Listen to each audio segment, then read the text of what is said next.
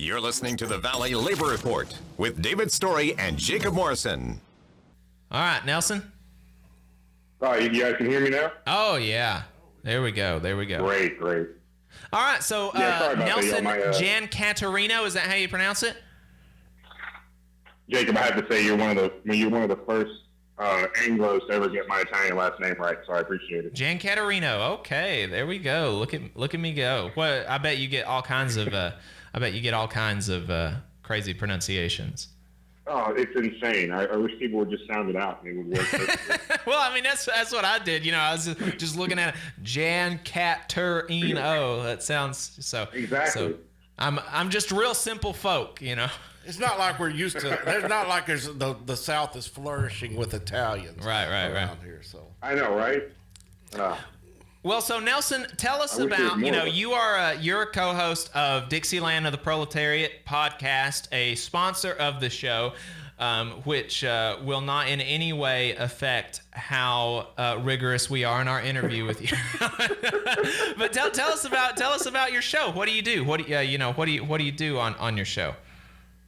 Yeah, so Dixieland of the Proletariat is a Southern working class history and current events podcast from a more leftist perspective. So we're trying to give the narrative that the South is not full of, bumbling reactionaries that I keep getting every time I go up north. I get asked all these horrible questions, and we just want to break that narrative that we're not all a bunch of racist rednecks. So when we look at history through the lens of class struggle. So, for instance, our first episode we did coal mining in the Battle of Blair Mountain, the episode Blood and Coal. We looked into the history of coal mining in Appalachia and the South in general. Then the next episode was about Horseshoe Bend and how Andrew Jackson is not a good person and should not be venerated, and how basically slaughtered the indigenous people who just wanted to be free. And we go on, like you said, we did the episode with No Evil Foods.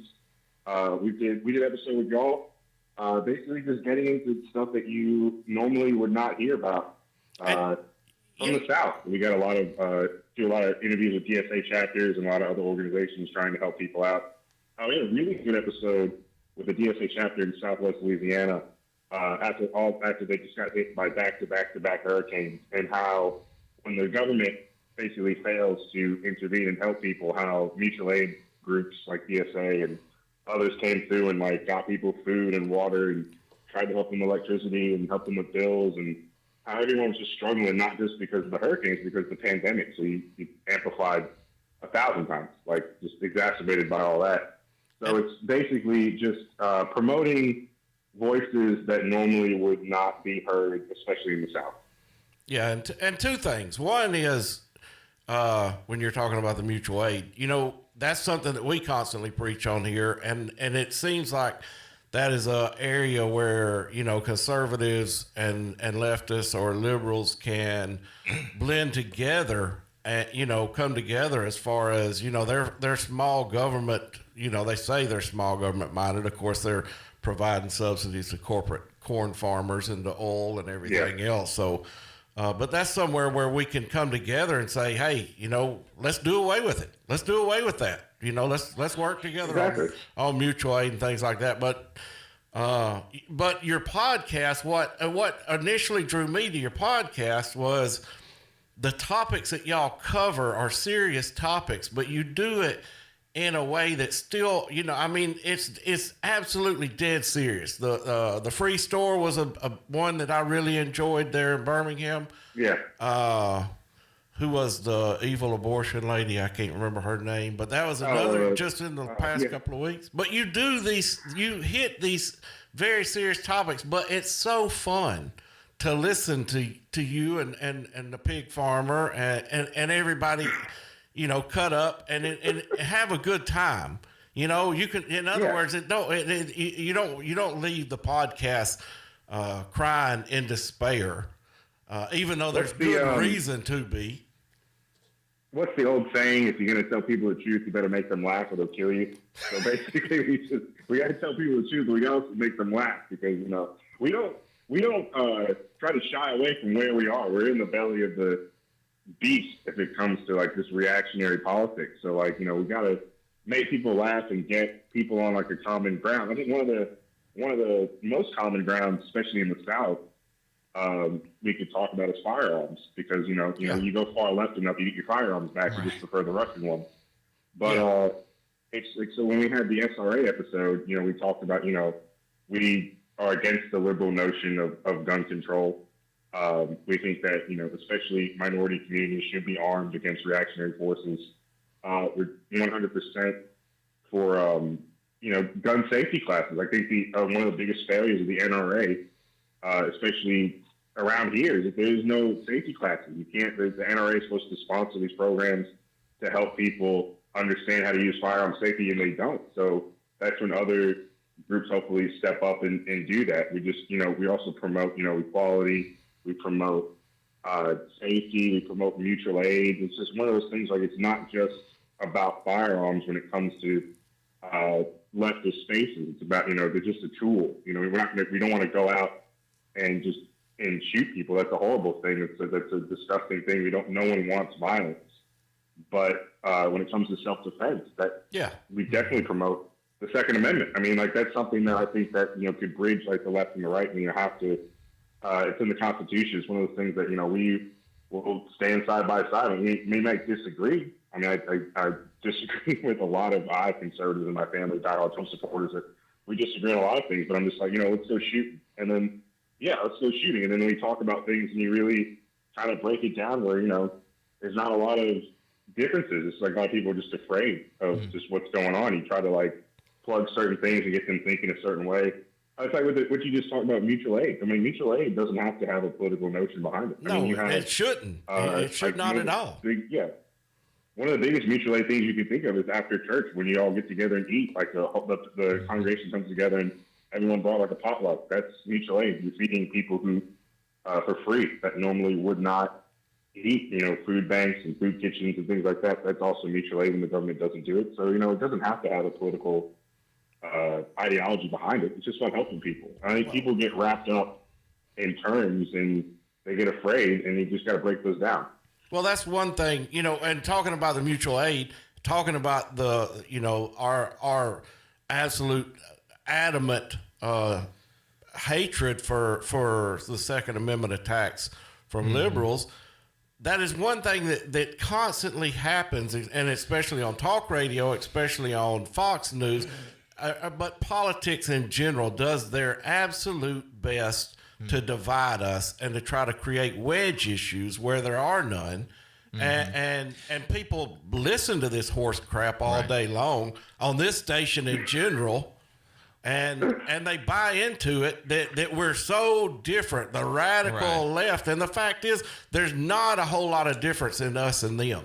Yeah, well, one of the biggest and kind of most clear cut, especially at this time of year, is the so-called war on Christmas. Like yesterday, I don't know about you, Nelson, but there was a whole lot of lefty folks wishing people a Merry Christmas. And I was taught to believe that that liberal folks and left-wing folks hated Christmas and they didn't want me to have a good definitely. Christmas, and they didn't, and so I was real confused, yesterday when I seen all these people wishing me a Merry Christmas, and because it's a completely manufactured thing. Like, there's nobody out there that is like, I don't want anyone to have a good time and celebrate Christmas. Like, that's not a thing. That doesn't happen. Yeah, it doesn't happen. It's just it's trying to get through the propaganda and trying to get through just the nonsense to get to the nitty-gritty of like what people stand for. And it's ridiculous. Now, I want to be clear. Like, there's people that I will never ever agree with. Like, I'm not advocating that we should try to build bridges with Nazis, but like, I think that a lot of, like, for instance, my dad is a diehard Trump supporter, and I like just talking to him sometimes. Like, you get the wheels turning of like, hey, wait a minute.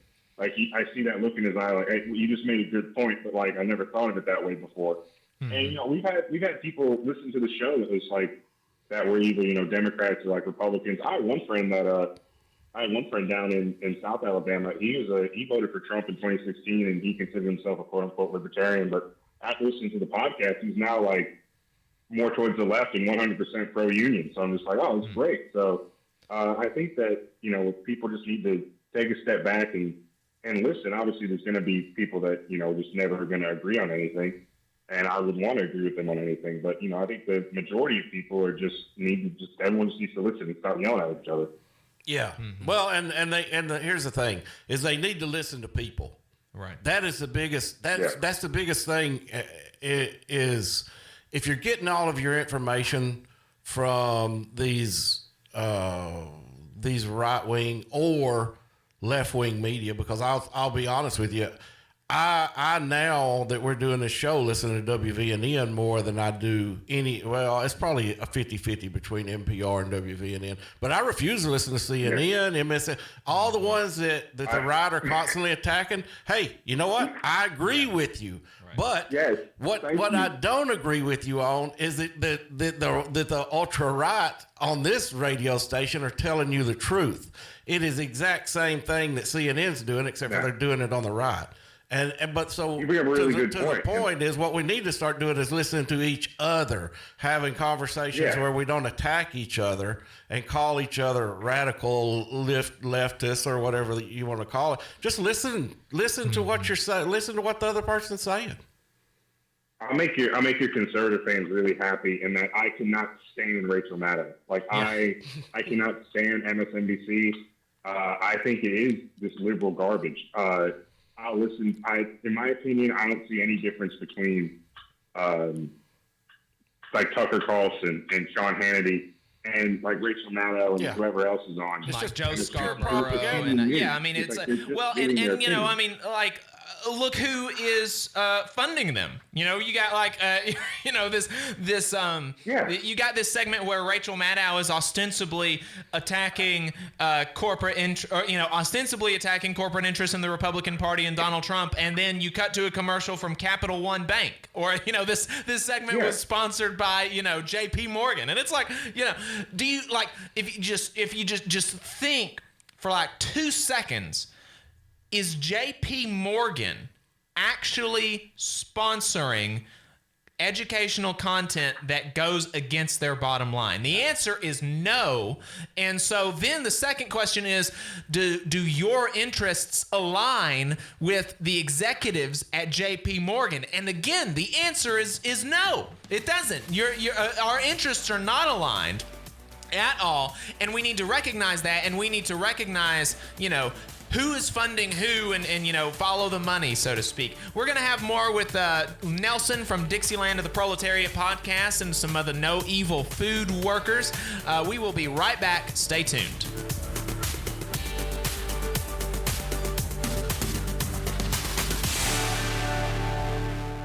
We really appreciate your time this week and every week. If you want to see what we're up to throughout the week, get our snide quips about the news of the day, then you should follow us on social media. We're on Facebook at facebook.com/The Valley Labor Report. We're on Twitter at Labor Reporters. I'm on Twitter at JacobM_AL. David is on Twitter at Radical Unionist. That's spelled RADICL Unionist. If you missed part of the show and want to go back and watch it later, you can search YouTube for The Valley Labor Report and subscribe to our channel. You should really do that. Help us get those subscriber numbers up there. Maybe eventually we'll be able to make some ad revenue on the YouTubes. That'd be great. You can go back and watch the full show there, and we clip segments and release them throughout the week as well. So, you can get just, if you don't want to listen to the whole show, but a topic sounds interesting, we release them by, as it makes sense in little clips throughout the week. So really succinct kind of stuff there. We also upload the program on more than 11 different podcasting apps. So to see if we are on your listening platform of choice, go to the Valley Labor Report. transistor.fm/subscribe. We also have a website, thevalleylaborreport.org. You can go there. We've got, our catalog of videos and stuff. May at some point have a way to contribute to us directly there instead of going through Patreon. Maybe have some articles at some point. And if you appreciate our work and want to help us stay on the air, the best way to do that right now is to support us on Patreon. You can give us a couple bucks a month there. It really goes a long way. That's patreon.com/The Valley Labor Report.